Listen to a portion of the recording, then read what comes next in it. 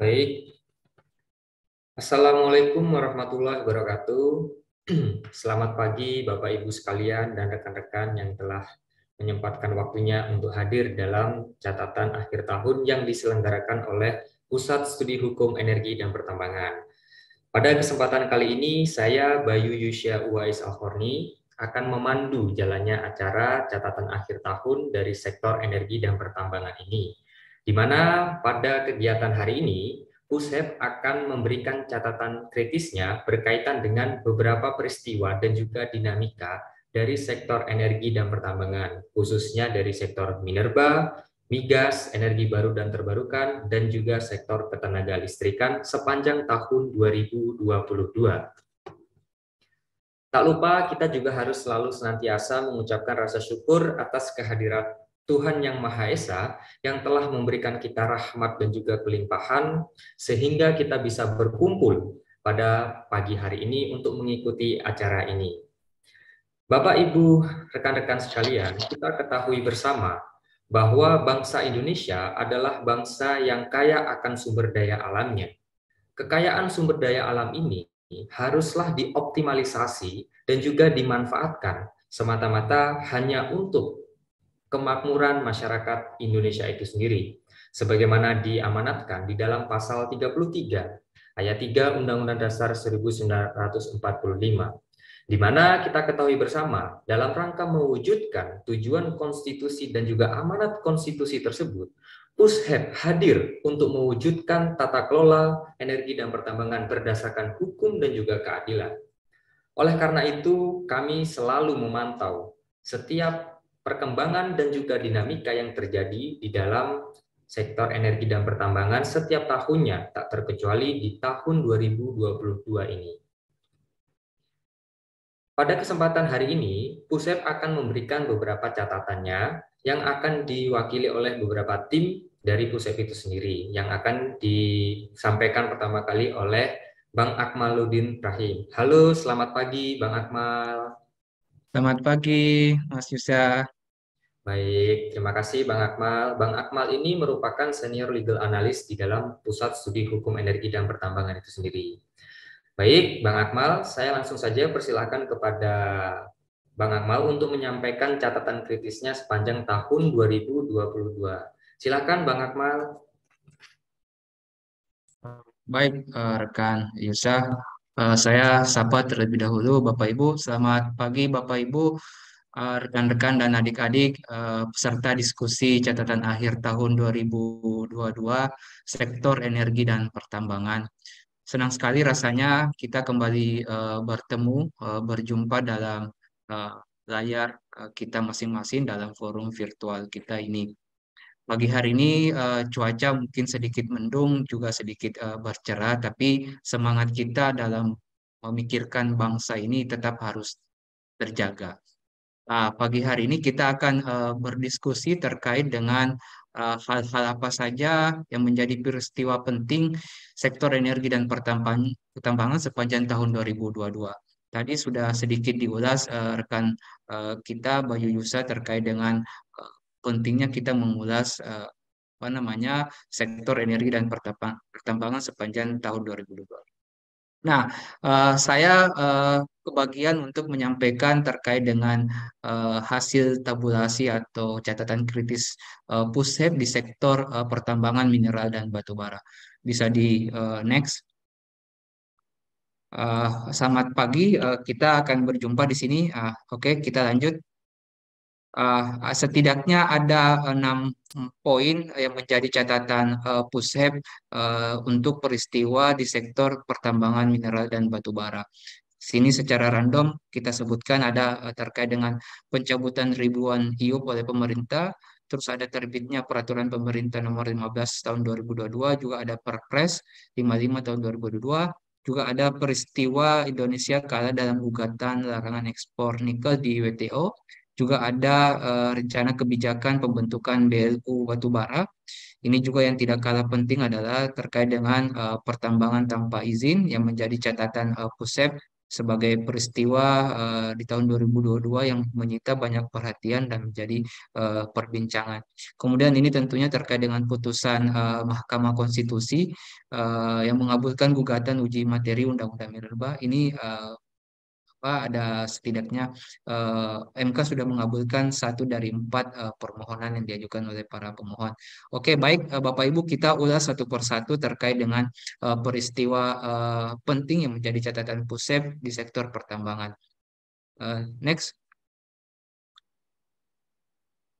Oke, di sini ada peristiwa terkait dengan pencabutan ribuan IUP oleh pemerintah Indonesia. Nah, ini yang menjadi awalan peristiwa di tahun 2022 di sektor pertambangan minerba. Pemerintah melalui Kementerian Investasi atau BKPM itu sebagaimana kita ketahui bersama mencabut ribuan izin usaha pertambangan yang dianggap bermasalah. Nah, ini yang dianggap bermasalah patut kita diskusikan baik di kesempatan ini atau di forum-forum selanjutnya. Alasan pencabutan ini kita ketahui bahwa eh, ada izin yang sudah tidak beroperasi, tidak tidak tidak ditindaklanjuti dengan izin usaha serta tidak menyampaikan RKAB. Jadi setidaknya ada 3 alasan yang menjadi dasar bagi pemerintah untuk mencabut IUP tersebut. Nah, pencabutan itu dilakukan mulai bertahap sejak Januari 2022 sampai sepanjang tahun 2022 ini dan tercatat pada September 2022 BKPM menyampaikan telah mencabut 2078 IUP. Nah, ini sangat eh, berprestasi ya BKPM ini mencabut sampai 2000 IUP.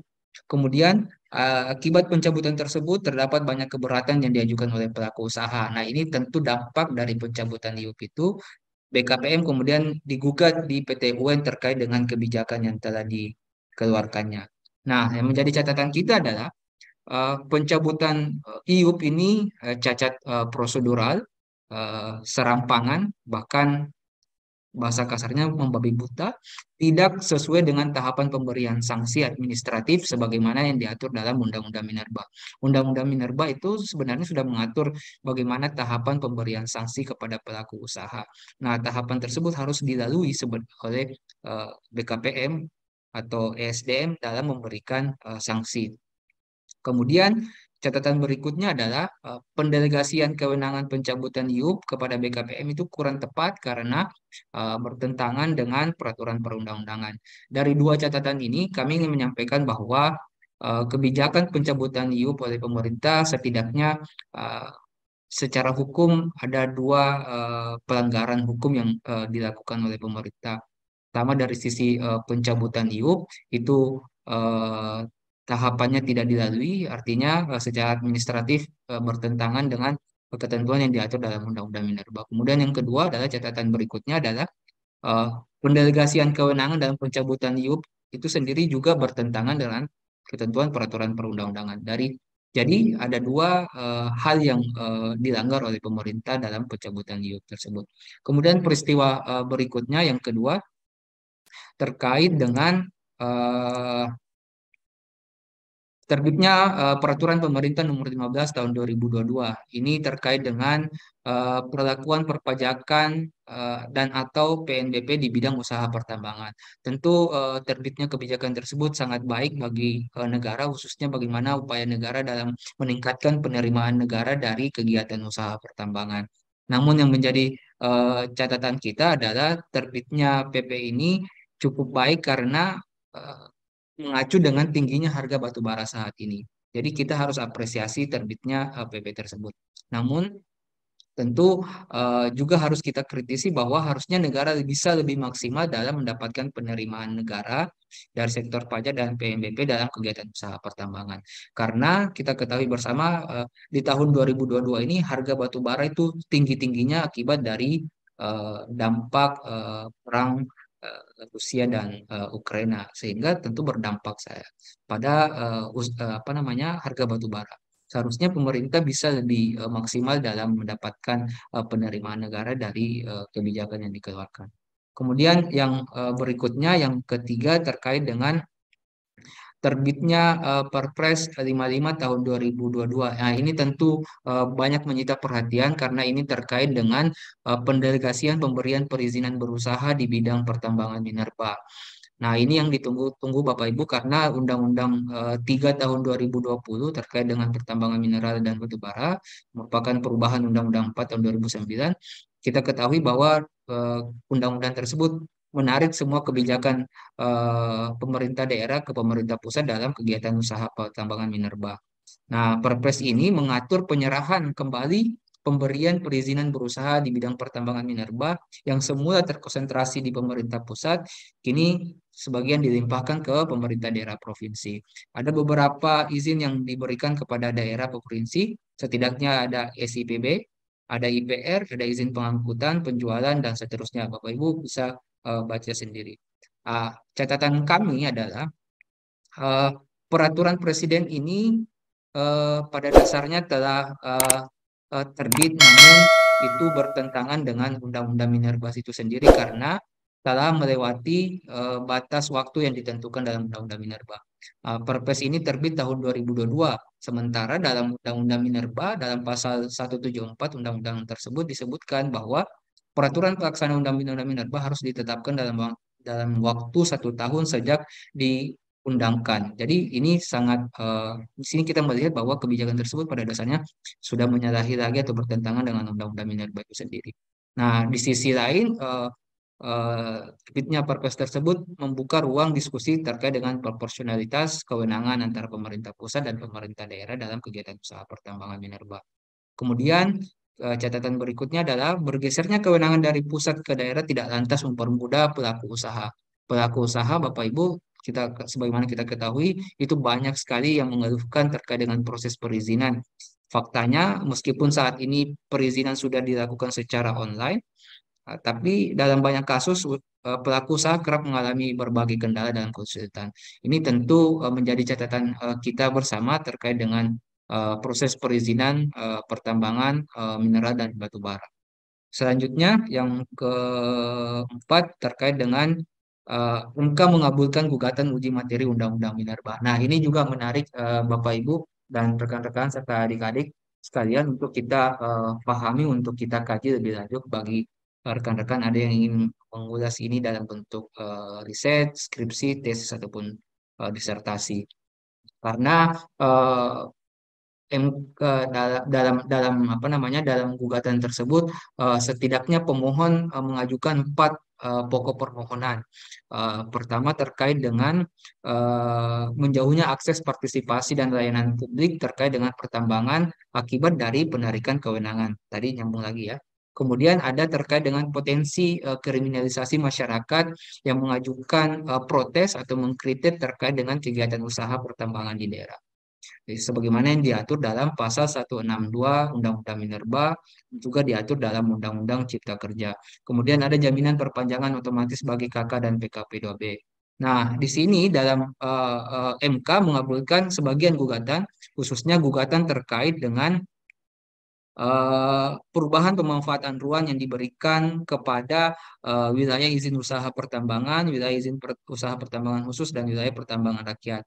Oleh MK menambahkan penafsiran bahwa hal itu harus diberikan sepanjang sesuai dengan peraturan perundang-undangan yang berlaku. Artinya sebenarnya MK sudah mengakui bahwa pasal tersebut apa namanya bertentangan dengan Undang-Undang Dasar dan undang-undang yang lain. Nah, hal yang menarik adalah terkait dengan gugatan pemohon dalam yang kedua terkait dengan potensi kriminal penolak tambang di pasal 162.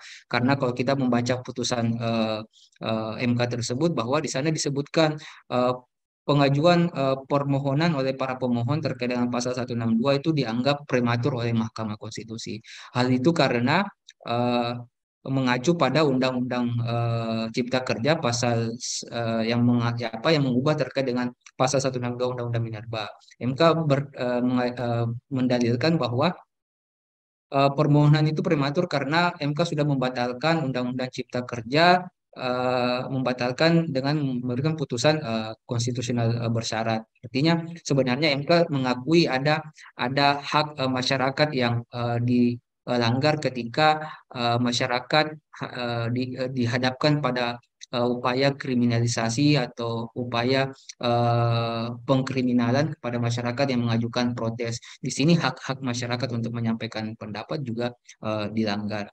Itu yang menjadi catatan kita dalam apa namanya MK mengajukan gugatan uji materi Undang-Undang Minerba. Kemudian yang selanjutnya yang kelima terkait dengan Indonesia yang kalah dalam gugatan larangan ekspor nikel. Nah, ini menarik juga Bapak Ibu karena sebagaimana kita ketahui pemerintah telah mengeluarkan kebijakan untuk melarang pelaku usaha mengekspor nikel. Nah, ini oleh negara Uni Eropa menggugat kebijakan tersebut ke WTO dan akhirnya WTO mengabulkan gugatan dari Uni Eropa. Nah, yang menjadi pelajaran kita bersama bahwa seharusnya pemerintah itu dalam membuat kebijakan atau menyusun kebijakan pelarangan ekspor nikel itu harus mengacu pada ketentuan-ketentuan internasional yang berlaku khususnya dalam sektor perdagangan internasional. Karena jika salah ambil kebijakan maka akibatnya hal itu dapat digugat. Nah, seperti contoh Indonesia akhirnya digugat oleh Uni Eropa dan kalah. Nah, ini menjadi catatan kita bersama bahwa pemerintah harus berhati-hati dalam membuat kebijakan.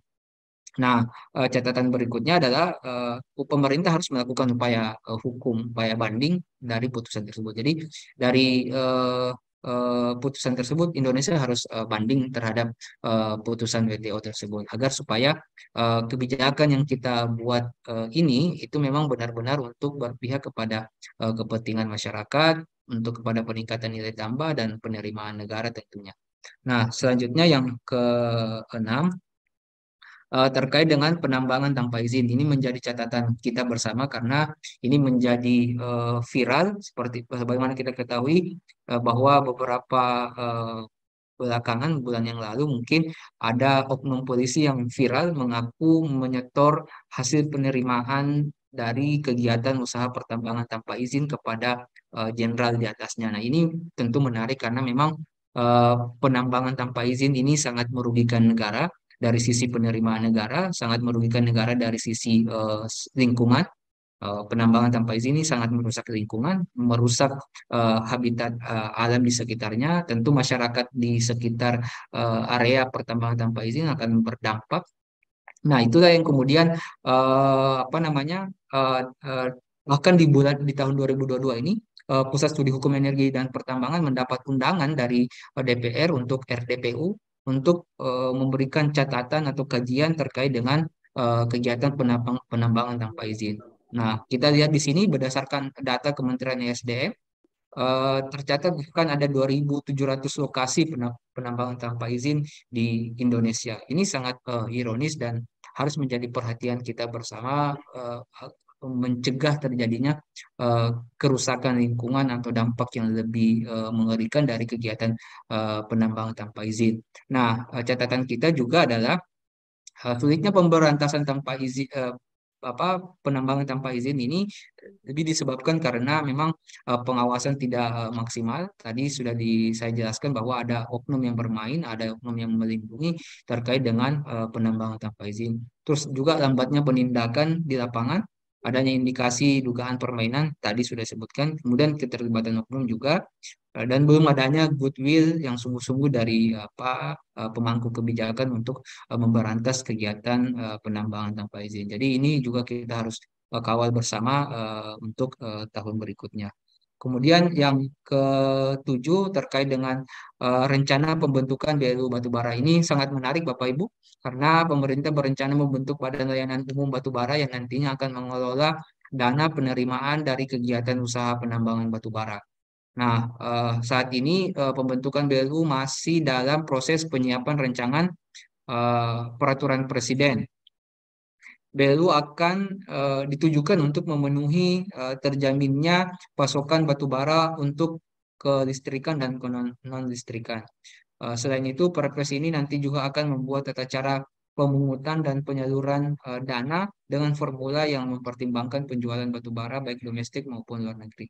Jadi pada dasarnya BLU batubara ini nanti akan mengganti skema DMO batubara. Catatan kita adalah apakah BLU batubara ini akan dapat menjamin ketahanan energi, itu satu. Kemudian yang kedua adalah apakah dasar hukum pembentukan BLU batubara ini sudah tepat dilakukan melalui Perpres? Ini juga menjadi catatan kita dan kajian kita bersama nantinya. Yang ketiga adalah BLU batubara akan mengelola dana yang sangat besar. Nah, ini tentu akan menimbulkan potensi korupsi dari rencana apa namanya dari adanya BLU batubara. Sebagaimana kita ketahui bahwa harga batu bara sangat tinggi, penerimaan negara dari sektor batu bara sangat tinggi.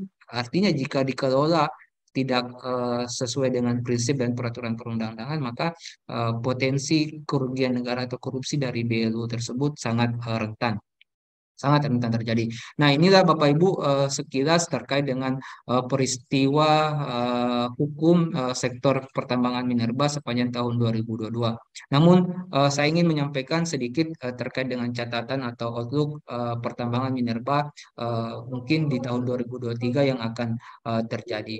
Ada tiga catatan setidaknya. Pertama terkait dengan pertama itu satu terkait dengan dampak dari pencabutan IUU tentu akan terus berlanjut karena pelaku usaha akan sangat dirugikan dari pencabutan IUP tersebut. Pelaku usaha pasti akan terus melakukan perlawanan atau melakukan gugatan atau melakukan upaya-upaya hukum yang lain untuk bagaimana supaya pelaku usaha mendapatkan hak-haknya kembali untuk melakukan kegiatan usaha pertambangan. Jika tidak, tentu pelaku usaha apa namanya kegiatan usaha di sektor pertambangan akan terganggu, iklim investasi juga akan terganggu. Kemudian yang kedua tadi terkait dengan gugatan ekspor nikel, ini Indonesia harus tetap melakukan upaya hukum banding, upaya hukum selanjutnya kepada WTO agar supaya pemerintah memang dalam membuat kebijakan itu benar-benar apa namanya memihak masyarakat Indonesia. Jadi walaupun memang dalam beberapa ketentuan bertentangan dengan ketentuan perdagangan internasional, namun kebijakan tersebut sejatinya untuk meningkatkan kemakmuran kesejahteraan bagi rakyat Indonesia. Kemudian yang ketiga terkait dengan BLU batubara ini akan terus berlanjut di tahun 2023. Ini tetap akan mendapat banyak sorotan ke depannya. Nah, itu mungkin sekilas beberapa catatan kami dari Pushep terkait dengan peristiwa penting di sektor pertambangan mineral dan batu bara. Selanjutnya akan disampaikan oleh rekan kami Maria Ulfa. Silakan. Baik, silakan Mbak Maria yang juga merupakan senior legal analyst di Pusat untuk menyampaikan dari sektor migas. Ya, baik. Terima kasih moderator dan juga Mas Akmal yang telah memberikan kesempatan, memberikan waktu kepada saya. Perkenalkan, saya Mara Ulfa, saya merupakan salah satu legal analyst di Pusat Studi Hukum Energi dan Pertambangan, yang mana pada kesempatan kali ini saya akan memberikan catatan pemantauan media atau media monitoring untuk subsektor minyak dan gas bumi, yang mana minyak dan gas bumi sendiri adalah salah satu sumber daya alam yang tidak bisa lepas dari aktivitas kita sehari-hari karena memberikan sejumlah manfaat. Dan di Indonesia sendiri energi minyak dan gas bumi ini masih menjadi andalan utama perekonomian, baik sebagai penghasil devisa maupun pemasok kebutuhan energi dalam negeri. Pengusahaan migas ini membutuhkan investasi dalam jumlah yang tidak sedikit sifatnya dan juga high teknologi dan sumber daya manusia yang mungkin dengan kualifikasi tertentu. Oleh karena itu, untuk mengelola usaha minyak dan gas bumi ini diperlukan pengetahuan tentang kegiatan sektor, mulai dari pembentukan migas, kegiatan sektor hulu, which is eksplorasi dan produksi, kegiatan sektor hilir, pengelolaan, transportasi, sampai ke distribusi nantinya, serta bagaimana dinamika pengusahaan minyak dan gas bumi tersebut. Di sini kita melakukan beberapa catatan. Ada 3 hal yang kita pantau. Yang pertama terkait dengan pengusahaan minyak dan gas bumi kelas kakap ramai hengkang dari proyek hulu migas di Indonesia. Dan yang kedua terkait dengan revisi Undang-Undang Minyak dan Gas Bumi. Dan yang ketiga, ini sangat lumrah sekali, bahkan mungkin hadir setiap tahunnya terkait dengan kenaikan harga bahan bakar minyak atau BBM. Inilah beberapa catatan terkait dengan catatan pemantauan kami, media monitoring kami di tahun 2022. Yang pertama terkait dengan perusahaan minyak dan gas bumi kelas kakap ramai hengkang dari proyek hulu migas di Indonesia, yakni Chevron Indonesia Company menyatakan akan keluar dari proyek gas laut dalam Indonesian Deepwater Development di Kalimantan Timur. Dan sebelumnya juga telah ada kabar bahwasannya Chevron, Shell, dan juga ConocoPhillips telah menyatakan keluar dari proyek hulu minyak dan gas bumi di tanah air. Selain itu juga Shell juga telah sejak 3 tahun lalu menyatakan akan keluar dari proyek gas raksasa Blok Masela di Maluku. Dalam keterangannya, hal ini Chevron dan Shell hingga kini masih belum resmi keluar dari proyek hulu migas di Indonesia karena masih berproses mencari mitra pengganti. Teman-teman sekalian, bahwasannya proyek hulu migas ini merupakan hal yang sangat strategis bagi Indonesia, yang mana notabene negara membutuhkan para investor untuk menggenjot produksi migas di Indonesia. Adapun beberapa hal yang membuat investor tidak tertarik untuk berinvestasi di hulu migas di Indonesia ini, terutama terkait dengan kepastian hukum pastinya, yang mana di sini catatannya terdapat 2 indikator. Pertama terkait Undang-Undang Nomor 22 Tahun 2001 tentang minyak dan gas bumi atau Undang-Undang Migas yang dianggap bermasalah. Maka oleh karena itu urgensi Undang-Undang Migas ini harus segera dituntaskan.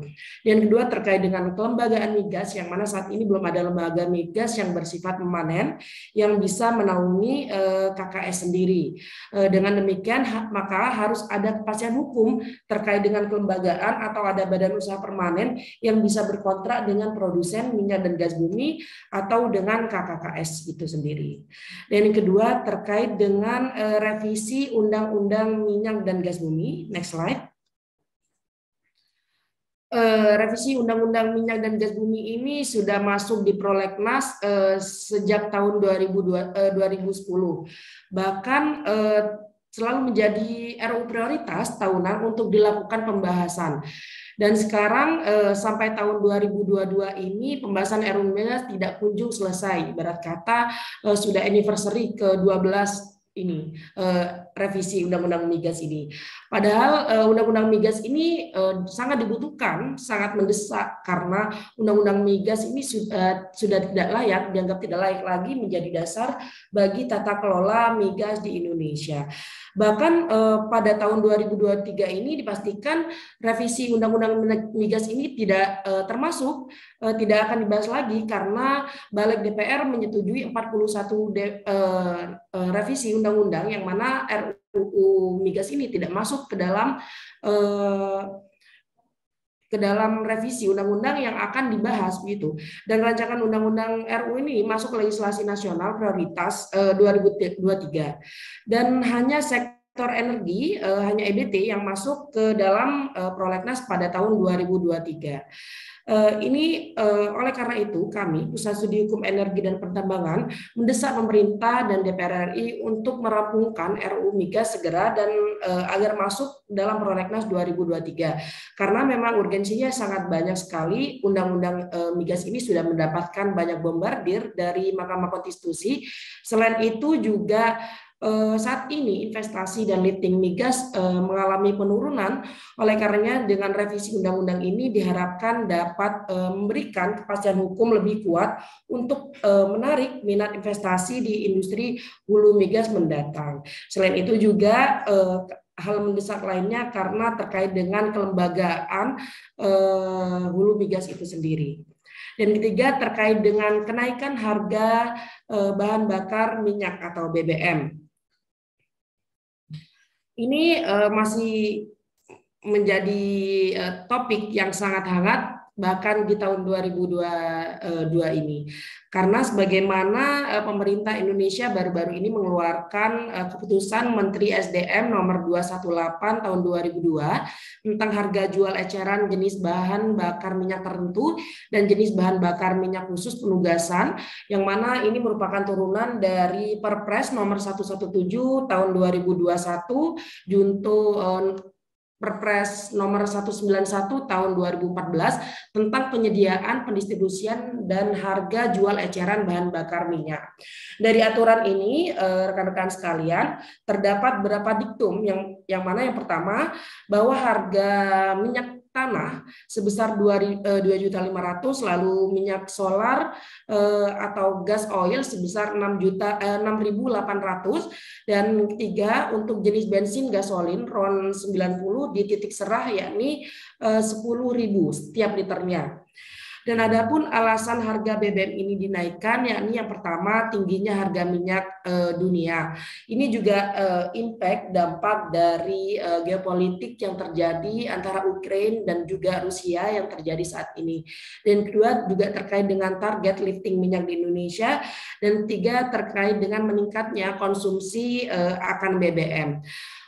Atas alasan itu, pemerintah sebetulnya berupaya untuk mengantisipasi kebocoran anggaran dalam APBN dengan cara menaikkan harga BBM yang mana menimbulkan dampak bagi lingkungan masyarakat luas. Memang seharusnya pengelolaan sumber daya alam di Indonesia ini harus berlandaskan pada kepentingan seluruh masyarakat, bangsa, dan juga negara. Sebagaimana hal tersebut dilandaskan pada pasal 33 ayat 3 Undang-Undang Konstitusi kita, bahwa bumi, air, dan kekayaan alam di dalam yang terkandung di dalamnya dikuasai oleh negara dan dipergunakan untuk sebesar-besarnya kemakmuran rakyat. Untuk itu, kondisi pemanfaatan sumber daya alam ini diperlukan upaya yang strategis mandiri untuk ketahanan energi di Indonesia. Untuk menyikapi hal tersebut, berapa permasalahan yang ditimbulkan atas kenaikan harga BBM ini, maka dari itu kami berharap bahwasannya pemerintah dapat memberikan perubahan dan solusi atas kebijakan tersebut. Indonesia yang merupakan salah satu negara yang tidak mengharapkan adanya konflik ini, antara negara pemasok minyak tanah yang mengakibatkan tingginya harga minyak dunia, kemudian lifting Indonesia untuk saat ini memang dibutuhkan dukungan oleh negara lain demi pemenuhan BBM di Indonesia. Selanjutnya, maka dari itu pemerintah dapat mengeluarkan aturan untuk melakukan pengawasan terhadap penggunaan BBM bersubsidi yang lebih diperketat agar tepat sasaran. Yang mana kita ketahui faktanya saat ini yang terjadi bahwa terdapat 70% BBM bersubsidi ini masih bisa dinikmati oleh kalangan masyarakat yang dapat dikategorikan mampu secara finansial. Oleh karena itu, kami dari Pusat Studi Hukum Energi dan Pertambangan memberikan beberapa catatan terkait dengan subsektor minyak dan gas bumi. Di tahun 2023 nantinya berapa catatan atau outlook dari kami. Yang pertama, kita akan terus mengawal Undang-Undang Migas untuk dilakukan revisi agar tata kelola di Indonesia ini berjalan dengan baik dan masif. Dan kedua, dalam pemanfaatan sumber daya alam khususnya bahan bakar minyak atau BBM ini diperlukan upaya strategis dan mandiri dengan pemerintah mengeluarkan aturan untuk melakukan pengawasan terhadap penggunaan BBM bersubsidi ini agar tepat sasaran. Berikut catatan pemantauan media dari subsektor minyak dan gas bumi. Selanjutnya untuk sektor energi baru terbarukan dan juga ketenagalistrikan akan disampaikan oleh rekan saya, Bang Wirdan. Silakan, Bang. Baik, terima kasih Mbak Maria. Selanjutnya saya persilakan kepada Bang Wirdan yang juga merupakan legal analyst di PUSEP itu sendiri yang akan menyampaikan dari sektor energi baru terbarukan dan juga ketenagalistrikan. Silakan Bang Wirdan. Baik, terima kasih Mas Yusa atas kesempatannya.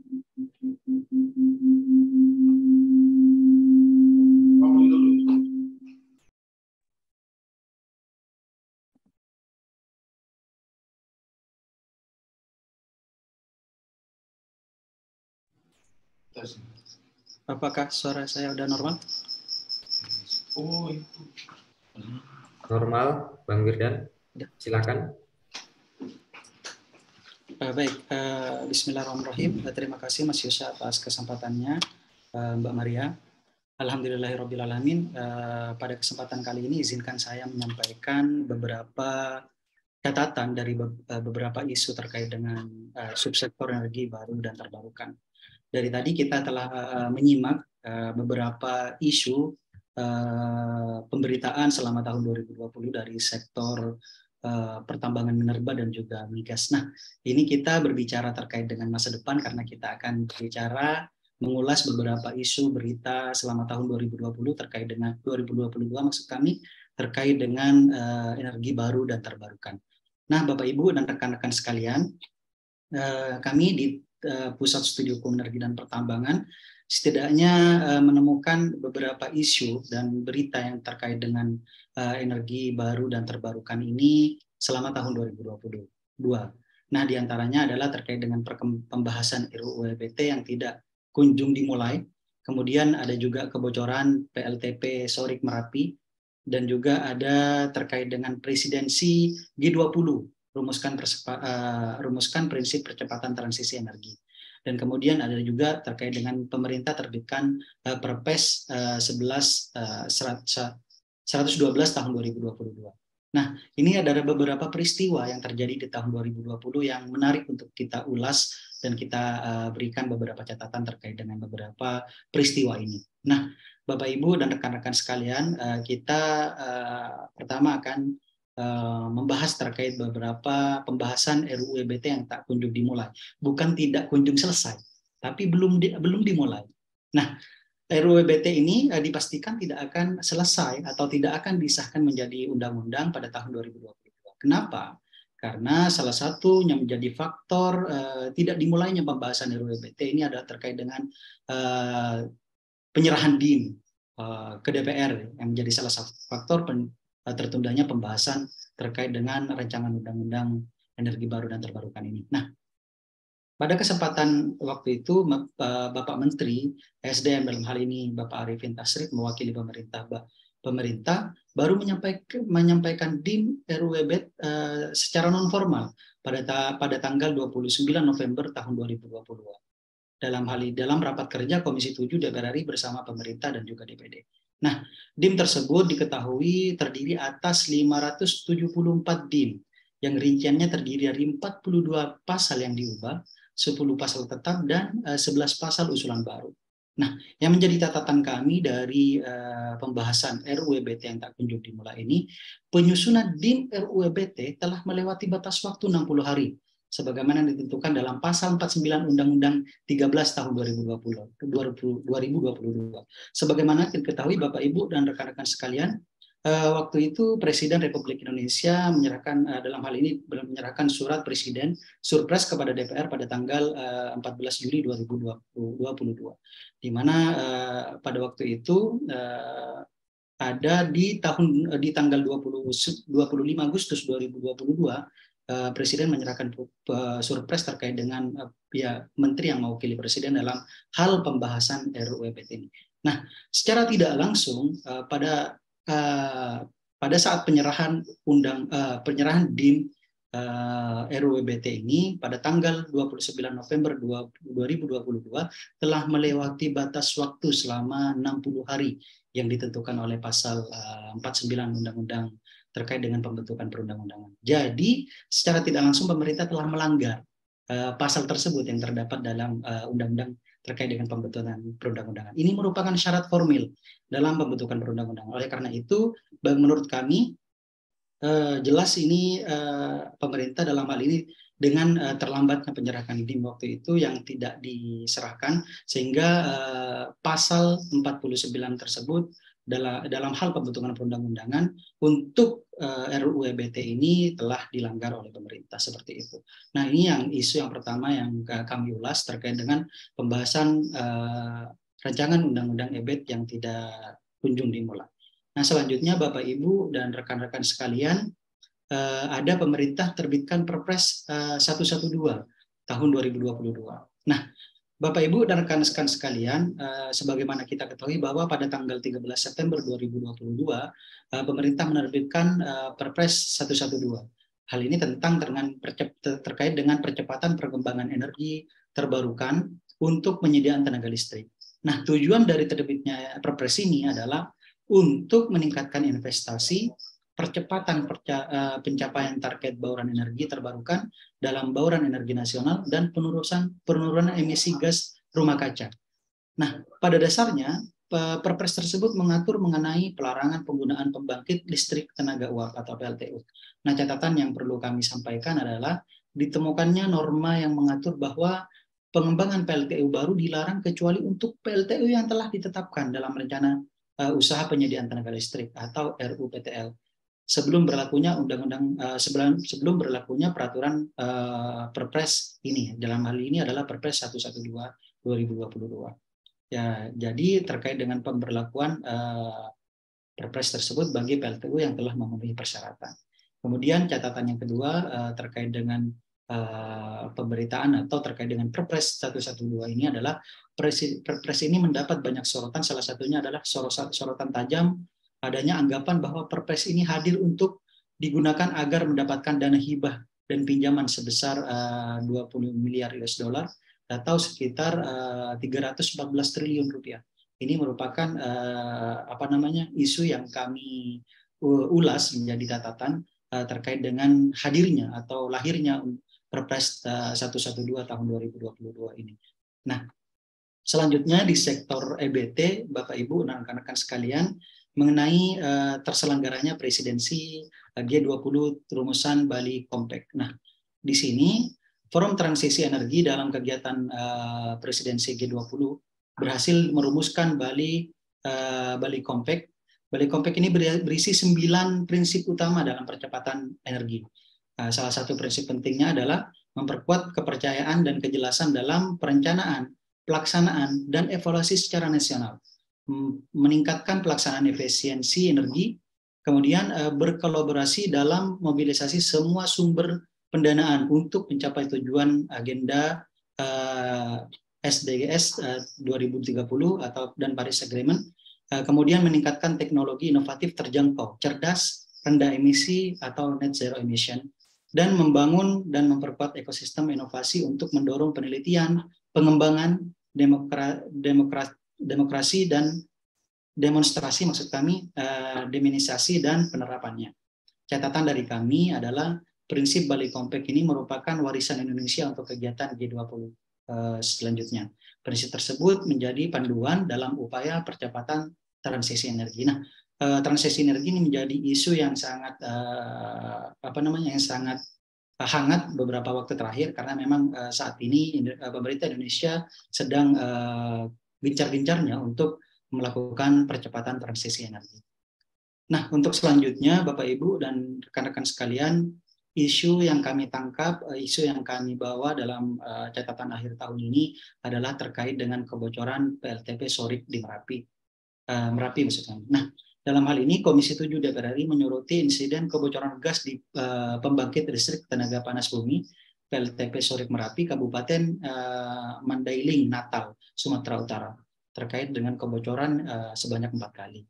Nah, peristiwa kebocoran PLTP Sorik ini dan akibat yang ditimbulkannya adalah pada 4 Maret tahun 2022 kebocoran gas H2S di Sibanggor Julu yang berasal dari salah satu sumur milik PT SMGP.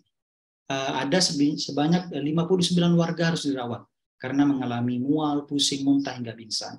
Nah, kemudian peristiwa kedua terjadi pada tanggal 24 April 2022. Adanya semburan lumpur panas tinggi lebih dari 30 meter. Nah, disertai dengan abu gas yang menyengat terjadi di rig pengeboran panas bumi yang sehingga menyebabkan ada sekitar 21 warga terpapar gas beracun dan persawahan warga terendam lumpur. Nah, kemudian peristiwa ketiga terjadi pada tanggal 16 September 2022. Semburan gas H2S menyebabkan 8 warga adat Mandailing mengalami keracunan. Nah, ada juga peristiwa keempat 27 September. Jadi sangat berdekatan sekali kejadiannya. ada kebocoran gas H2S juga di PLTP SMGP Mandailing Natal. 79 warga mengalami keracunan. Jadi ini ada banyak sekali warga yang mengalami keracunan, pusing, dan juga lain semacamnya yang disebabkan oleh kebocoran PLTP Sorik Merapi. Nah, catatan dari kami adalah dalam hal ini Komisi 7 DPR RI merekomendasikan agar Dirjen EBTKE dan Kementerian SDM mencabut izin operasi PT Sorik Merapi Geothermal Power atau SFGP ini terkait dengan kecelakaan yang terus berulang di lokasi sumur pembangkit listrik tenaga panas bumi tersebut. Nah, ini beberapa isu pemberitaan media selama tahun 2022 khususnya di sektor EBT. Nah, untuk selanjutnya Bapak Ibu, kami akan menyampaikan bagaimana di ke sektor ketenaga listrikan. Nah, setidaknya ada dua peristiwa yang cukup menarik untuk kita ulas di akhir tahun ini terkait dengan peristiwa di subsektor ketenaga listrikan. Nah, yang pertama terkait dengan oversupply listrik. Nah, Indonesia ini diperkirakan kelebihan pasokan listrik hingga mencapai 6.000 megawatt sampai akhir tahun nanti. Nah, akhir tahun sekarang ini, namun sayangnya kondisi ini bisa berdampak buruk bagi PLN maksud kami, selaku badan usaha penyalur listrik ke konsumen. Nah, kelebihan pasokan listrik ini menjadi salah satu ancaman yang cukup serius, terutama bagi keuangan PLN dan negara. Pasalnya dalam 1 dekade terakhir, kelebihan listrik itu rata-rata per tahun mencapai 25%. Nah, kelebihan pasokan listrik PLN ini mencapai 6 gigawatt di akhir tahun 2022, dan jumlah tersebut mencakup seluruh Indonesia. Saat ini kelebihan pasokan listrik tersebut, PLN harus membayar denda atau penalti kepada pemasok listrik swasta. Pasalnya, dalam kontrak jual beli listrik ditetapkan skema take or pay. Nah, skema take or pay ini mau tidak mau PLN harus membayar berapapun yang dihasilkan oleh perusahaan pembangkit swasta. Oleh karena itu memang menjadi dilema yang berkepanjangan dengan skema take or pay ini. Sehingga mau tidak mau memang pemerintah harus membayar atau mengambil listrik sesuai kontrak dan membayar denda apabila tidak mengambilnya. Ya, catatan kami terkait dengan oversupply listrik ini setidaknya sudah terjadi sejak tahun 2012. Dan sejak saat itu kelebihan pasokan listrik setiap tahunnya rata-rata 22%. Nah, ini patut menjadi perhatian bagi pemerintah, apakah nanti bisa menerapkan atau memberlakukan perubahan sistem terkait dengan take or pay itu. Nah, ini menjadi tantangan buat pemerintah agar dalam hal pemanfaatan listrik juga menjadi efisien dan menjadi catatan kritis bagi kami, bagi pemerintah terkait dengan sistem atau skema take or pay tersebut. Nah, itu catatan kami terkait dengan over capacity atau oversupply tenaga listrik di PLN seperti itu. Nah, kemudian isu atau berita kedua terkait dengan ketenaga listrikan adalah mengenai skema power wheeling. Nah, ini merupakan isu baru, merupakan skema baru yang ditawarkan oleh pemerintah terkait pemanfaatan tenaga listrik khususnya dalam hal energi baru terbarukan. Pada akhir tahun ini Kementerian SDM di Tenggarai akan menerbitkan Permen SDM terkait dengan pemberian fasilitas kepada swasta untuk mendapat membangun pembangkit listrik. Nah, pemberian akses swasta ini juga sekaligus mengantisipasi beban biaya PLN yang memenuhi kebutuhan listrik nasional. Nah, sebelumnya melalui peraturan PP nomor 14 tahun 2012, sektor swasta diperkenankan membangun pembangkit listrik, namun tidak diberi wilayah usaha, hanya membatasi khusus di zona usahanya. Dan aset yang mereka buat tetap dikontrol oleh PLN. Dan transmisinya dioperasikan oleh PLN secara langsung. Nah, catatan atas skema power wheeling ini cukup bagus karena memberikan akses kepada swasta untuk berperan dan memenuhi kebutuhan listrik nasional, khususnya yang bersumber dari energi bersih. Namun, penerapan skema ini jangan sampai menjadi bumerang bagi PLN. Karena hingga saat ini sebenarnya PLN masih mengalami oversupply listrik. Bagaimana nanti ketika skema power wheeling ini diterapkan? Oleh karena itu perlu menjadi perhatian skema power wheeling ini bisa menjadi bumerang bagi pemerintah, bagi PLN khususnya apabila tidak memperhatikan terkait dengan overcapacity, over listrik yang terjadi di PLN dari tahun 2012 tersebut. Nah, ini ada beberapa kasus, beberapa isu, beberapa berita yang terjadi di tahun 2022 di sektor ketenaga listrikan. Tadi di sektor energi baru terbarukan. Nah, ini beberapa catatan dari kami di Pusat Studi Hukum Energi dan Pertambangan terkait dengan catatan akhir tahun di sektor ketenaga listrikan. Nah, demikian Bapak Ibu dan rekan-rekan sekalian, luar biasa sekali. Terima kasih atas perhatian dan kerjasamanya. Akhir kata dari saya kembalikan ke Mas Moderator. Terima kasih. Baik, terima kasih Bang Akmal, Mbak Maria, dan juga Bang Wirdan yang telah menyampaikan beberapa catatan kritisnya berkaitan dengan sektor energi dan pertambangan sepanjang tahun 2022. Menarik sekali apa yang telah disampaikan oleh Abang dan Mbak Maria tadi. Apa yang disampaikan tersebut menunjukkan bahwa memang hari ini ada banyak sekali problematika dan juga dinamika, baik itu dari sektor minerba, sektor energi baru terbarukan, kemudian sektor ketenaga listrikan, dan juga migas. Nah, saya rasa rekan-rekan di sini dan Bapak Ibu sekalian sudah terbayangkan bagaimana kompleksitas problematika yang terjadi sepanjang tahun 2022. Nah, berikutnya saya akan membuka sesi tanya jawab kepada Bapak Ibu sekalian. Bagi Bapak Ibu sekalian dan juga rekan-rekan yang ingin memberikan pertanyaan atau juga pendapat, silakan aktifkan fitur raise hand-nya. Saya akan memilih berdasarkan urutan tercepat dalam mengaktifkan fitur raise hand-nya. Silakan Bapak Ibu sekalian yang ingin bertanya untuk mengaktifkan fitur raise hand-nya.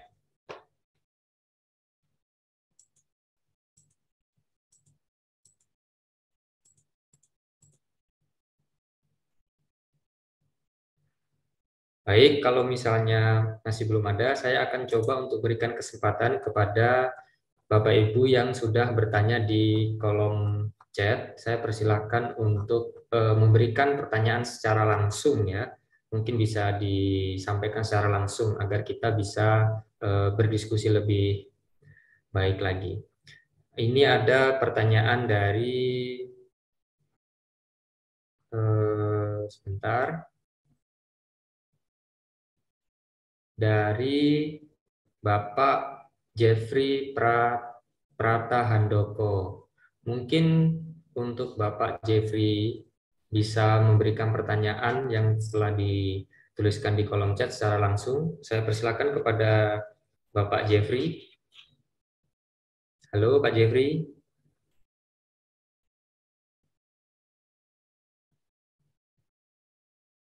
Halo Pak Jeffrey.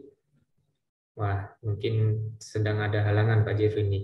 Kalau begitu saya berikan kesempatan kepada, ini ada yang bertanya dari Mbak Cynthia ini, izin bertanya untuk Mas Akmal. Mungkin Mbak Cynthia bisa bertanya secara langsung untuk menyampaikan pertanyaannya. Halo, selamat siang Mbak Cynthia.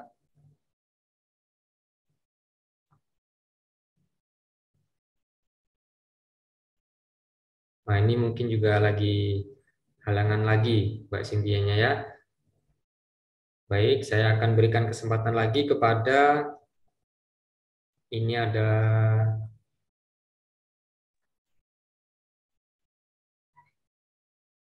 Mbak Jasti, Bu Jasti ini ya. Mungkin ada yang ingin menyampaikan Bu Jasti secara langsung, atau rekan-rekan sekalian yang menyampaikan secara langsung untuk pertanyaan.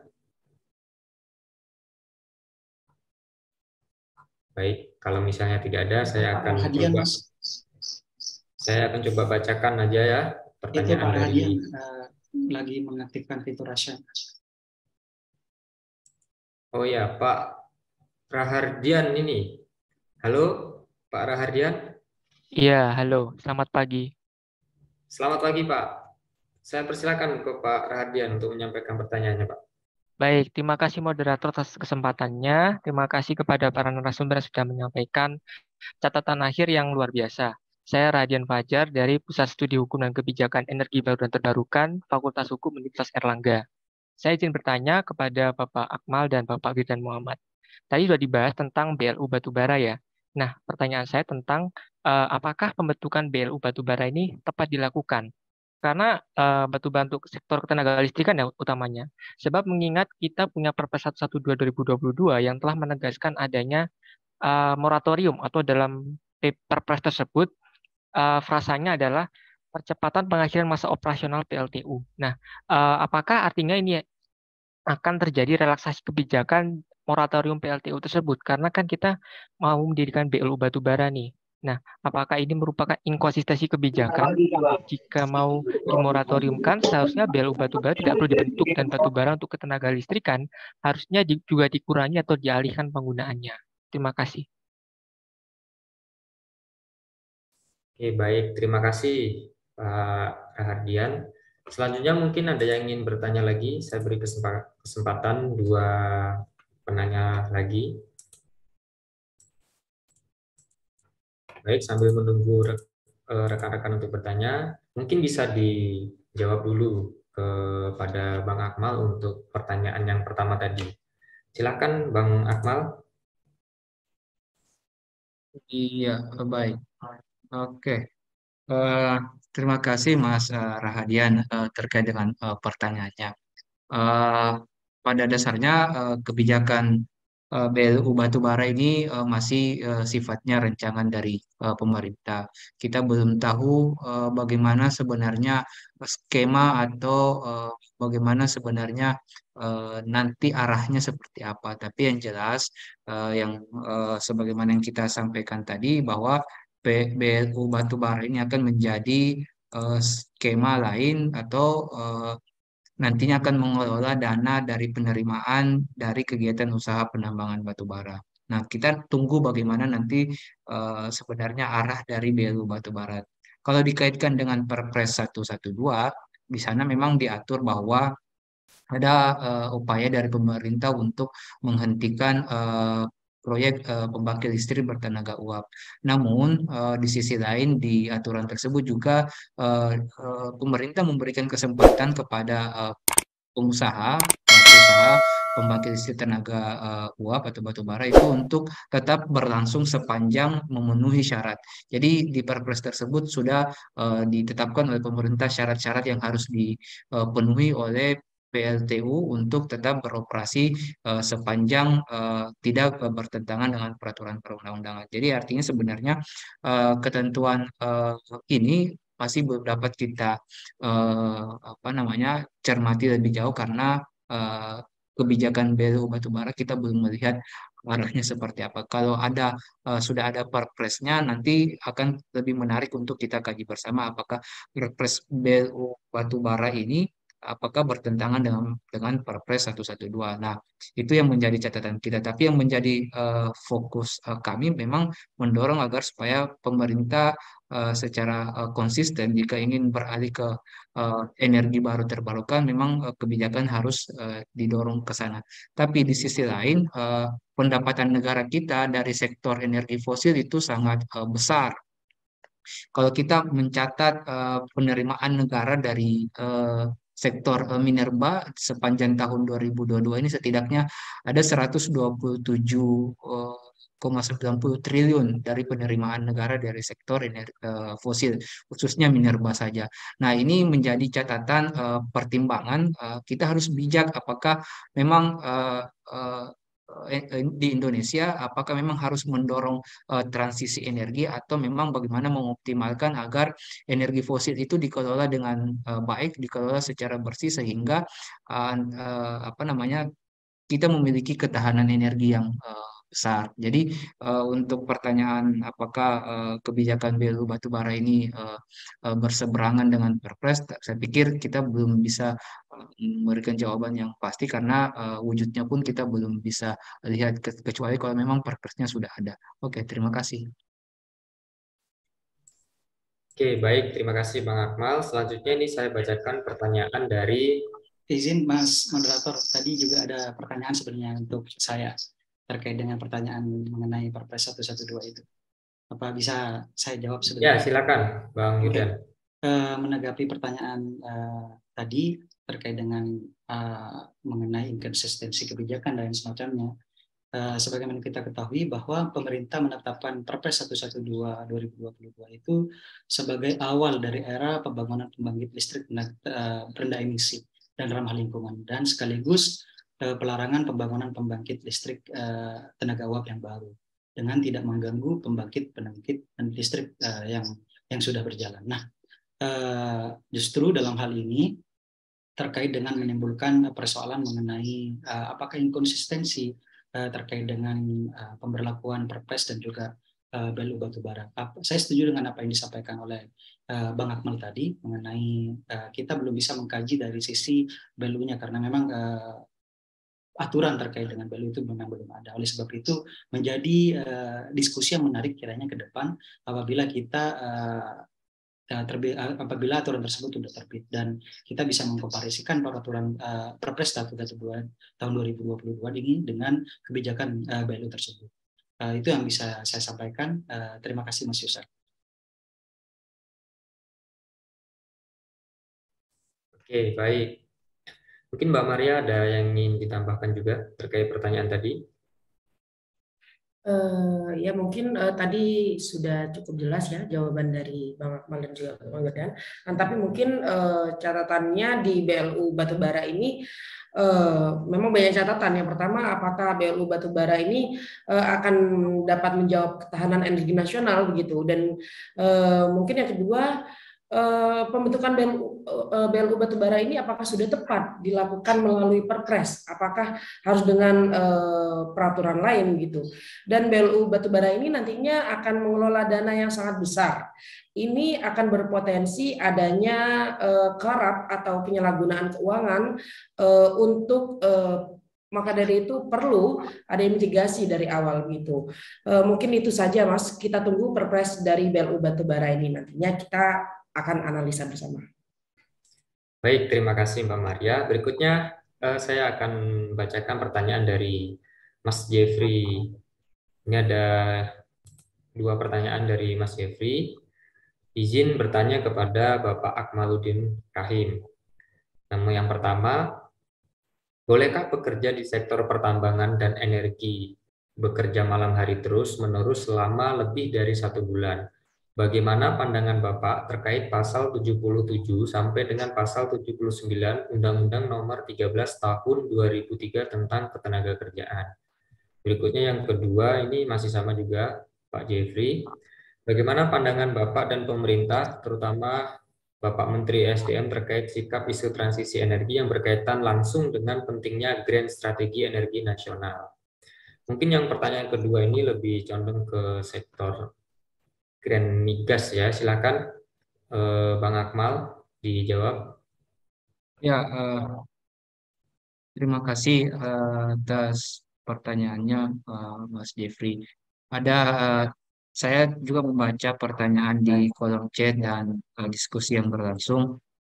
Pertanyaan nomor 1 Mas Jeffrey tadi sudah ada yang membantu menjawab. Pada dasarnya ketika kita bekerja melewati batas waktu yang telah ditentukan sebagaimana yang diatur dalam peraturan perundang-undangan, itu sudah menyalahi. Artinya apa? Ada permasalahan atau ada pelanggaran hukum di situ. Nah, upaya yang bisa dilakukan tentu melakukan gugatan terhadap hal tersebut. Nah, pertanyaan yang kedua terkait dengan grand strategi, sebaiknya memang pemerintah menyusun grand strategi untuk melakukan transisi energi ke depannya. Bagi kami, hal yang perlu diperhatikan adalah tetap mendorong untuk melakukan transisi energi dengan baik, tapi di sisi lain juga tetap kita harus bijak bagaimana mengelola energi fosil dari semisal batu bara untuk peningkatan penerimaan negara, karena ini kekayaan alam kita sangat kaya dengan energi fosil semisal di batu bara sendiri. Nah, itu yang harus menjadi pertimbangan.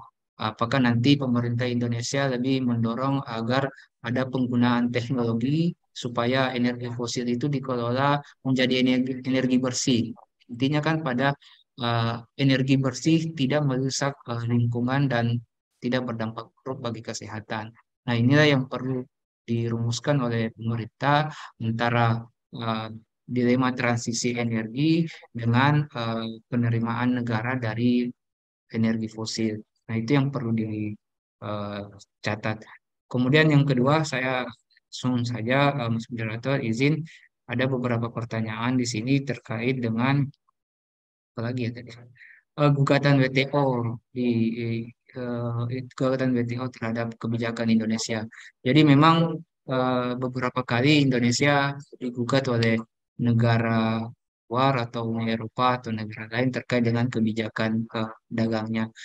Bagi kami hal itu wajar-wajar saja karena memang mereka berpandangan bahwa kebijakan tersebut merugikan kepentingan negaranya. Tapi bagi kita di Indonesia, kebijakan yang dibuat oleh pemerintah kita harus dukung karena itu memang eh, untuk kesejahteraan rakyat. Jadi kebijakan yang dibuat oleh pemerintah memang untuk kepentingan Indonesia sendiri.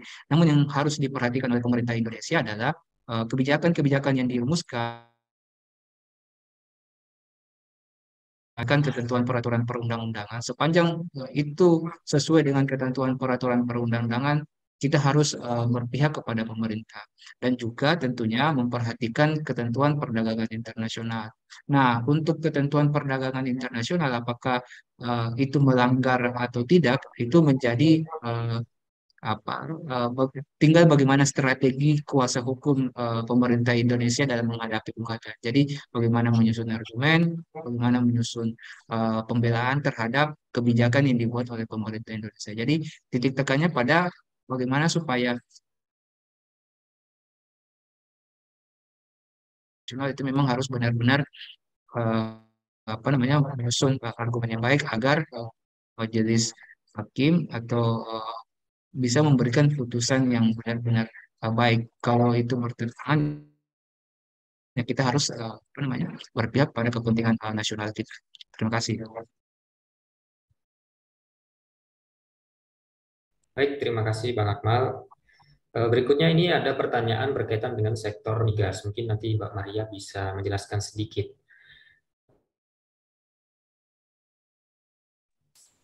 Ini ada pertanyaan dari Mas Pun, tapi sampai saat ini tidak jalan. Apa sebenarnya yang menjadi permasalahan? Apakah betul RUU Migas ini dibutuhkan dan bagaimana agar RUU ini bisa jalan? Mungkin ini lebih condong ke Mbak Maria. Mbak Maria mungkin bisa menjelaskan sedikit berkaitan dengan problematika RUU Migas hari ini. Baik, terima kasih Mas Anang Media Nusantara atas pertanyaannya. Ini juga kami RUU Migas sudah belasan tahun sampai saat ini tidak jalan. Nah, ini juga kami sebenarnya sedang menunggu, sedang mengawal terkait dengan revisi Undang-Undang Migas ini. Kenapa saat ini pemerintah dan DPR RI belum menindaklanjuti undang-undang ini? Karena pada dasarnya Undang-Undang Migas ini sangat mendesak untuk dilakukan revisi. Kepastian berusaha dengan sektor hulu migas ini juga perlu kepastian agar kenapa? Agar para investor ini mendapatkan kepastian hukum untuk kelembagaan dari sektor hulu migas ini. Oleh karena itu RUU ini sangat mendesak dilakukan agar tata kelola migas di Indonesia ini berjalan dengan baik dan masif. Mungkin gitu Mas jawaban dari saya.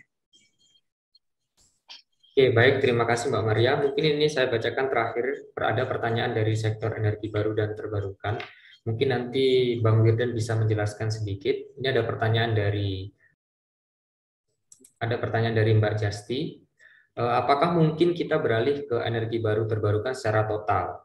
Sementara negara kita kaya akan sumber daya alam, yaitu fosil. Bagaimana menurut pemateri skema transisi energi yang ideal dengan mempertimbangkan resource SDA dan juga SDM kita? Mungkin Bang Wirdan dari sektor energi baru terbarukan bisa menjelaskan sedikit. Baik, terima kasih Mas Yusha atas kesempatannya. Nah, ini ada beberapa pertanyaan menarik sebenarnya di kolom chat yang saya tangkap.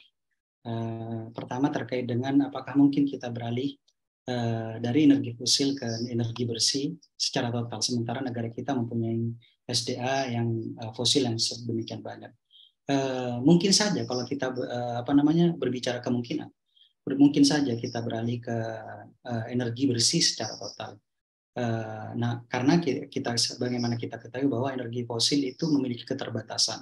Walaupun negara kita kaya akan energi fosil, namun di suatu waktu di titik tertentu energi fosil itu akan habis.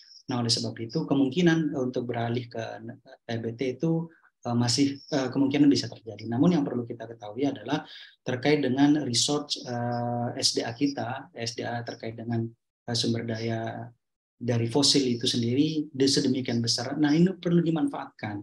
Dimanfaatkan maksud saya adalah terkait dengan pemanfaatannya yang sebesar-besarnya untuk moral masyarakat dan juga negara. Karena selama ini, sebagaimana kita ketahui bahwa pemanfaatan energi fosil di sini masih sangat minim sekali. Minim sekali ya dalam artian terkait dengan kontribusinya terhadap negara. Oleh karena itu, untuk beralih ke energi bersih tentu perlu transisi yang yang dan strategi yang bagus dari pemerintah. Dalam hal ini adalah percepatan energi fosil ke energi bersih, misalkan perlu dilakukan secara terus-menerus dan berkelanjutan sehingga tidak plug langsung dari fosil ke energi bersih seperti itu, sehingga transisi tersebut bisa dimaksimalkan, bisa dimanfaatkan oleh pemerintah kita dalam hal peralihan atau penggunaan energi bersih itu sendiri. Nah, itu yang pertama. Kemudian yang kedua, ada pertanyaan juga dari Mbak Jihan ini terkait, boleh saya bacakan ya Mas Yusa? Baik, silakan. Baik, terkait dengan over supply listrik. Masalahnya di mana dan masa iya setiap tahun kita over terus. Nah, ini masalah over capacity ini juga, over supply listrik ini. Yang pertama mungkin bisa kami jawab adalah terkait dengan take or pay itu, skema take or pay. Nah, ini sangat memberatkan ketika PLN dalam hal ini ada over capacity atau over supply listrik yang dialami oleh PLN. Dalam hal ini yang berkontrak antara PLN dengan pembangkit swasta itu menggunakan skema take or pay. Jadi apa yang dihasilkan, berapa yang dihasilkan oleh pembangkit swasta itu yang harus dibayar dan dibeli oleh PLN untuk digunakan atau disalurkan kepada masyarakat.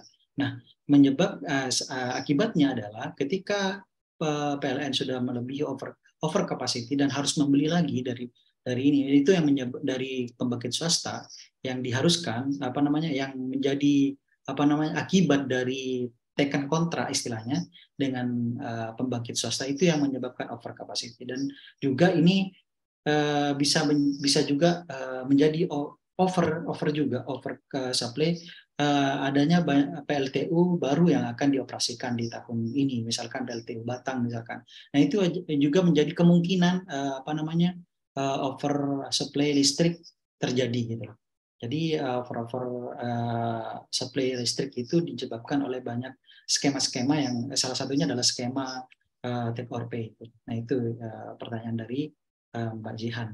Apakah perlu revolusi? Nah, revolusi itu penting, namun dalam hal ini adalah terkait dengan sistem dan juga skemanya yang perlu kita revolusi, perlu kita perbaiki sehingga pemanfaatan tenaga listrik bisa efisien dan juga tidak mubazir istilahnya. Betul apa kata Mbak Jihan di sini, agar efisien dan tidak mubazir. Itu jawaban dari saya. Terima kasih Mas Yusa untuk ini saja. Baik, terima kasih Bang Wirdan. Luar biasa sekali apa yang disampaikan oleh Bang Wirdan, kemudian Bang Akmal dan juga Bang Maria berkaitan dengan catatan sektor energi dan pertambangan sepanjang tahun 2022. Selanjutnya, untuk teman-teman yang masih memiliki pertanyaan, karena saya rasa banyak sekali pertanyaan yang mungkin belum bisa kita diskusikan pada kesempatan siang hari ini, tapi USED akan selalu terbuka untuk mendiskusikan apapun di lain kesempatan dan di lain waktu. Mungkin ya, Bapak Ibu sekalian dan juga rekan-rekan bisa berkunjung ke kantor USED itu secara langsung. Sebelumnya, sebelum ini berakhir, mungkin ini ada pertanyaan satu yang perlu dijawab ini untuk dikelirkan. Ada dari pertanyaan Pak Budi Setiael di kolom chat. Pertanyaannya, Mas Akmal, apa betul hilirisasi mensejahterakan rakyat? Kan yang bangun Cina, yang kerja Cina, yang menikmati hasilnya juga Cina. Nah, ini pertanyaan menarik Bapak Ibu dan rekan-rekan dari Pak Budi Setiael. Eh, Kalau kita coba menganalisis adanya gugatan kebijakan hilirisasi nikel eh, oleh pemerintah dan kemudian mendapat gugatan dari Uni Eropa, ini bisa jadi memiliki korelasi dengan pertanyaan Pak Budi ini. Mengapa Uni Eropa menggugat kebijakan tersebut? Mungkin bisa jadi Uni Eropa tahu bahwa kebijakan-kebijakan hilirisasi nikel yang dibuat oleh Indonesia itu justru hanya mensejahterakan negara Cina. Itu yang menjadi perlu kita diskusikan lebih lanjut. Tapi pada dasarnya untuk kebijakan hilirisasi mineral itu pada dasarnya untuk memang peningkatan nilai tambah bagi masyarakat Indonesia. Kalau kita mempelajari konsep value chain dalam kegiatan pertambangan, memang tujuannya untuk mensejahterakan rakyat. Tapi dalam pelaksanaannya ini banyak saya mendengar diskusi dari teman-teman sejawat, rekan-rekan, senior-senior bahwa kebijakan hilirisasi itu ternyata yang menikmati hasilnya adalah Cina. Eh, Bagaimana pembangunan smelter juga oleh Cina dan manfaatnya juga diterima oleh Cina. Tenaga kerjanya bahkan dari Cina. Nah, ini yang tentu menjadi perhatian kita bersama bahwa kebijakan hilirisasi nikel itu baik, tapi pelaksanaannya yang harus kita awasi di lapangan, khususnya bagaimana supaya memang memberikan manfaat atau memberikan multiplier efek di sekitar wilayah pertambangan, khususnya semisal atau di sekitar wilayah apa mana smelter tersebut. Jadi kalau kebijakan hilirisasi itu memang sudah baik, tapi di sisi lain memang pelaksanaannya yang masih merugikan negara, merugikan masyarakat sekitar. Jadi itu yang perlu kita awasi bersama, kaji bersama dan pantau bersama. Harapannya Bapak Ibu kita bisa melakukan apa namanya kajian atau melakukan diskusi lebih lanjut jika ada info-info terkait dengan hal tersebut bisa disampaikan melalui kami di Pusep, melalui sosial media ataupun melalui website kami. Saya pikir itu Mas Yusat, terima kasih. Baik, terima kasih Bang Akmal. Saya ucapkan juga terima kasih kepada Saya juga mau rekan-rekan izin menambahkan, atensinya. Mas Yusya, di sini masih ada pertanyaan terkait migas ya. Yang pertama terkait dengan singkat saja, lembaga yang dari Mas Syamsari Syam, lembaga yang ideal dalam mengelola migas. Yang pertanyaan kedua terkait dengan mengapa Indonesia sering mengalami kelangkaan BBM, lalu bagaimana langkah kita sebagai masyarakat menyikapi kenaikan harga BBM tersebut. Singkat saja begini, terkait dengan bentuk ideal lembaga pengelola migas hulu, ini perlu dibentuk badan khusus di luar pemerintah yang melakukan pengaturan, pengurusan, dan juga pengawasan terhadap implementasi kebijakan pengelolaan migas yang dilandasi dengan peraturan dan perundang-undangan. Itu yang menurut saya. Selain itu juga diperlukan, perlu dipastikan juga kontrak kerjasama dengan KKS ini dilakukan oleh badan khusus independen, bukan dengan pemerintah, yang mana tujuannya biar segala resiko bisnis ini tidak terdampak, tidak terkena kepada negara. Jadi lembaga yang ideal dalam hal ini mungkin bisa berkaca dari Norwegia yang mana selalu disebutkan bahwa exporting the Norwegian model dianggap sebagai model kelembagaan paling superior dan bentuknya independent body regulator. Dan yang kedua, mengapa Indonesia sering mengalami kelangkaan? Memang alasannya yang pertama karena banyak case-case yang tidak terduga. Yang pertama karena ada tingginya harga minyak yang saat ini itu impact dari geopolitik antara Ukraina dan juga Rusia. Dan kedua, lifting minyak yang tidak memenuhi target. Yang ketiga, meningkatnya konsumsi akan bahan bakar minyak tersebut. Oleh karenanya, bagaimana langkah masyarakat menyikapi kenaikan harga tersebut? Yang pertama mungkin dapat mengurangi pengeluaran konsumtif dengan melatih diri membiasakan budaya hemat. Mungkin kita bisa ke kantor dengan menggunakan transportasi umum atau menggunakan sepeda apabila jaraknya dekat, begitu sekaligus kita berolahraga ya rekan-rekan sekalian. Dan yang kedua juga bisa memaksimalkan jumlah penumpang dalam kendaraan tersebut. Dan tiga juga mungkin bisa usaha mengurangi kegiatan keluar rumah untuk urusan yang tidak penting. Oleh karenanya mungkin sekarang sangat cocok sekali karena kantor saat ini sudah banyak melakukan online gitu. Mungkin itu saja dari saya, Mas Bayu. Baik, saya juga kalau yang lain nambah, saya nambah juga ini. Karena ada satu pertanyaan sebenarnya yang belum terjawab ini dari Mas Anas di kolom chat. Boleh ya Mas Moderator? Oke. Iya, silakan Bang. Baik, ini pertanyaan dari Mas Anas, mungkin perlu saya tanggapi sedikit terkait dengan sektor ketenagalistrikan. Bagaimana sekiranya skema bisnis dalam hal ini PLN selaku pengendali untuk menyikapi transisi energi, yakni penggunaan PLTS atap di berbagai daerah. Nah, PLN sebagai pengendali juga bisa disebut sebagai penyalur. Sebagaimana kita ketahui bahwa skema power wheeling itu menggunakan jaringan dari PLN untuk menyalurkan listrik ke masyarakat.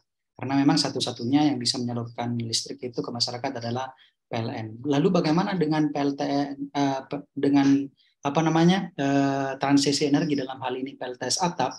Ini merupakan transisi energi menurut kami, tapi dalam hal ini masih belum maksimal dikarenakan masih banyak tantangan untuk pemerintah dalam hal mewujudkan PLTS atap ini. Hanya terjadi di beberapa daerah dan itu pun di beberapa daerah hanya titik-titik tertentu yang ada di PLTS atap. Nah, dalam hal ini juga PLTS atap ini nantinya perlu diatur terkait dengan skema bisnisnya seperti apa. Nah, untuk itu mengenai PLTS atap ini program yang bagus untuk masa depan. Program yang bagus dan perlu kita kembangkan, tentu perlu kita dukung. Oleh sebab itu, dalam hal ini terkait dengan penggunaan ataupun proyek PLTS ini perlu kita pikirkan bagaimana proses bisnisnya ke depan. Sehingga dalam hal ini PLN selaku penyalur listrik khususnya yang menggunakan dalam hal ini untuk saat ini kan masih menggunakan jaringan PLN semuanya, sehingga skema-skema ataupun pembangkit-pembangkit swasta itu kan masih belum bisa langsung menjual ke masyarakat. Nah, masih menggunakan jaringan PLN, termasuk nanti skema power wheeling yang tentunya akan rencananya masih akan diatur di RUU EBT seperti itu. Baik, terima kasih. Itu aja Mas Yesa. Baik, terima kasih penyampaian yang sangat luar biasa dari Bang Akmal, Mbak Maria dan juga Bang Werdan. Untuk rekan-rekan, Bapak Ibu sekalian, saya mohon untuk menyalakan fitur kameranya karena kita akan menyelenggarakan sesi foto bersama. Jadi harapannya buat Bapak Ibu sekalian, silakan aktifkan fitur kameranya. Saya beri waktu 1 menit untuk mengaktifkan fitur kameranya dan kita akan melaksanakan foto bersama. Baik, untuk slide pertama.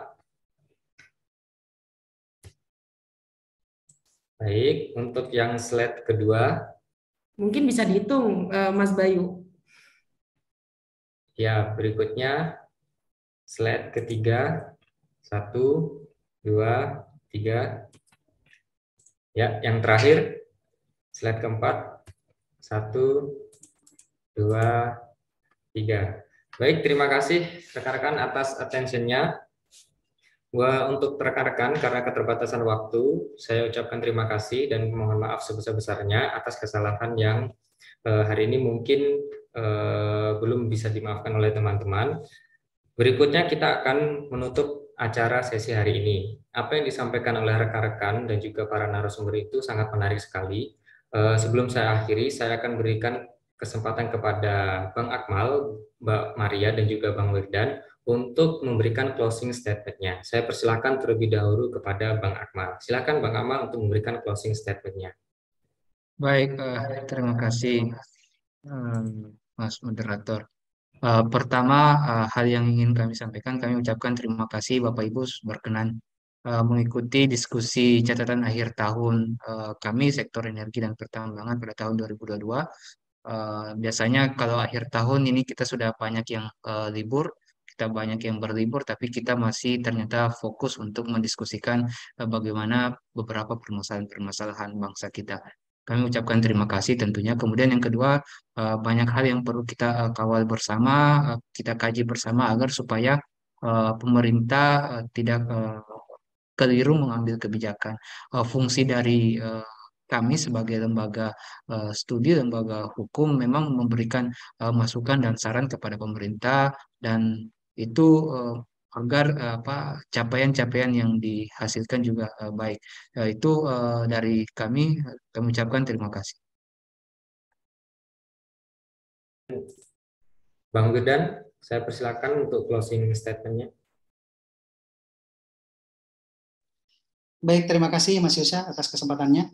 Nah, ini menarik sekali Bapak Ibu, bagaimana peristiwa-peristiwa yang telah terjadi di tahun 2022 akhirnya bisa kita sampaikan ke publik, bisa kita sampaikan ke Bapak Ibu sehingga terkait dengan isu-isu atau berita atau kejadian yang terjadi selama tahun 2022 khususnya di sektor energi dan pertambangan bisa kita sama-sama kawal bagaimana proyeksinya nanti di tahun depan seperti itu. Nah, ini ada tanggapan menarik di kolom chat dari Dwi Anita. Bagaimana kalau kita punya masalah hukum, apa bisa konsultasi atau dibantu oleh Pusat? Tentu sangat bisa. Dengan senang hati kami akan menerima karena memang tugas kami, kegiatan kami sehari-hari banyak sekali memberikan short course atau pelatihan singkat dengan teman-teman mahasiswa, dengan kelompok masyarakat, memberikan semacam diskusi singkat dan dengan kelompok kecil. Banyak masyarakat kita dengan mahasiswa juga dari FHGM, FHWI kemarin kita memberikan semacam pelatihan kecil atas permintaan mereka. Nah, Pusep sangat terbuka untuk itu karena memang teman-teman di sini fokus untuk kajian-kajian hukum khususnya di sektor energi dan pertambangan. Nah, Bapak Ibu dan rekan-rekan sekalian, perlu kami sampaikan juga bahwa Pusat Studi Hukum Energi dan Pertambangan ini saat ini sedang ada event yaitu dalam hal lomba menulis esai.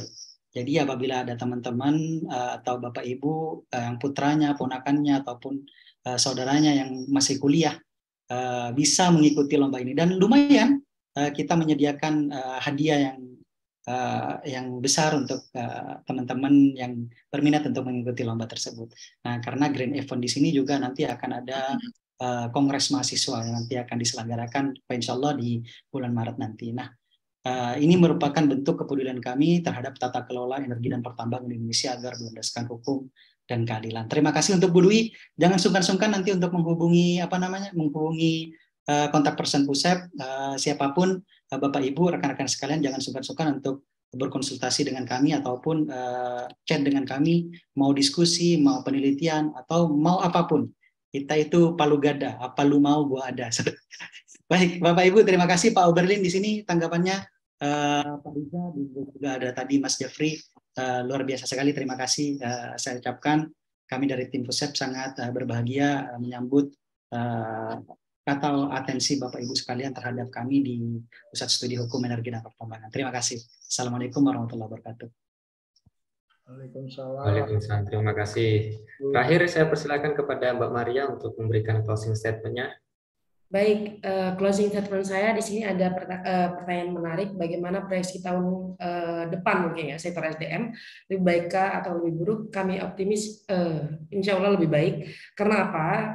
Indonesia masih memiliki banyak sumber daya alam yang dapat terus digunakan, yang mana untuk sebesar-besarnya kemakmuran rakyat. Oleh karena itu dengan beberapa catatan agar proyeksi tahun depan ini lebih baik. Yang pertama, kita harus terus mengawal peraturan-peraturan yang memang kurang, yang memang bermasalah, yang mana untuk tata kelola energi dan sumber daya mineral yang lebih baik. Selain itu juga di tahun depan memang digadang-gadang krisis ekonomi. Akan tapi semoga dengan tata kelola SDM yang lebih baik ini semua akan memperbaiki hal tersebut.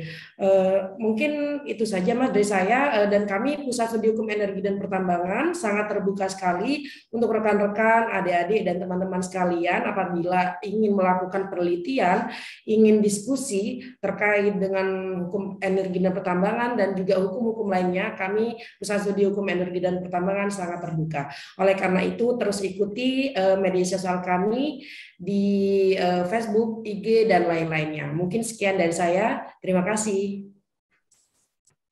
Baik, terima kasih Mbak Maria, Bang Wildan, dan juga Bang Akmal. Saya juga ucapkan terima kasih kepada rekan-rekan atas attention-nya. Catatan yang disampaikan oleh Pusep menunjukkan bahwa realita sektor energi dan pertambangan ini memang begitu kompleks. Maka oleh karena itu kita perlu menata kembali bagaimana tata kelola hukum energi dan pertambangan untuk mewujudkan hukum energi dan pertambangan berdasarkan hukum dan keadilan. Saya ucapkan terima kasih sekali lagi kepada audiens. Saya Burung Iriawan, Burung Cendrawasih. Cukup sekian dan terima kasih. Wassalamualaikum warahmatullahi wabarakatuh. Sampai jumpa di catatan akhir tahun Pushep 2023. Wabillahi taufiq wal hidayah. Wassalamualaikum warahmatullahi wabarakatuh.